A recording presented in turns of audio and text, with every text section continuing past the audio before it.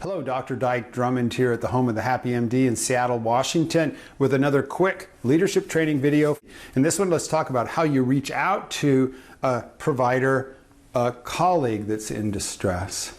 First, you have to recognize we're all programmed. Two pieces of programming we all carry as healthcare workers. The patient comes first, never show weakness.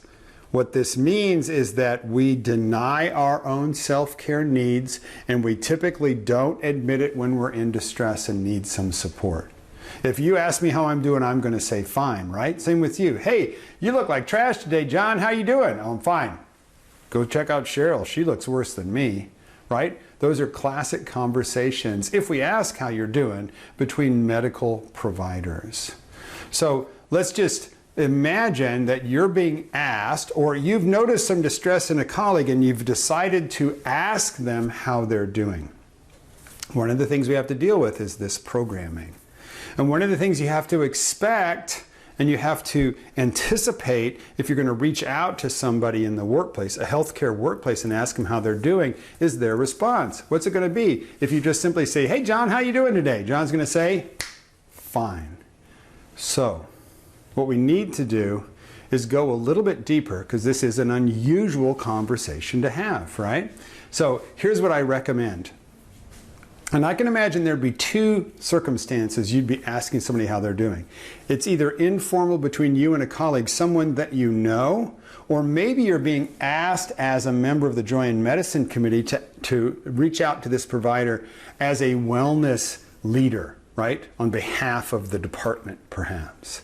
In either way, I encourage you, one, know the services of the Joy in Medicine Committee and HR, that if this person does need some significant support and resources, you know how to refer them to the appropriate program.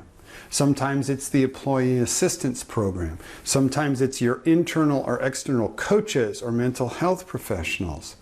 Sometimes it's just somebody in IT who can help them come down here and put some templates into their EMR. But know the resources, know where you can find the resources to support this person should they actually admit that they're struggling and ask for help. So have that in your back pocket to begin with. And then the key is, whenever you have this conversation, take your hat off. Let me mock it up. I'll run through it real quick for you. Hey John, it's Dyke. Do you have a minute?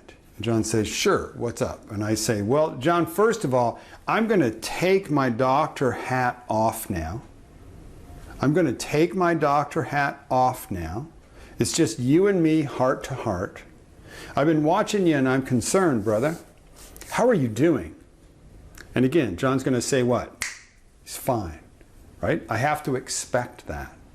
Because unless John and I are really good, close friends, if he was in trouble, he wouldn't admit that to me right away, right?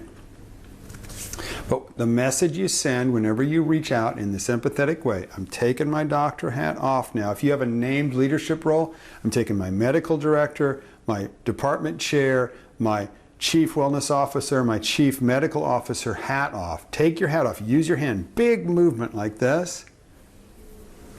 What you're doing is sending a message that you're awake. You notice there's potentially an issue, you're concerned, you'd like to help, and whenever they're ready to talk, you're ready to listen.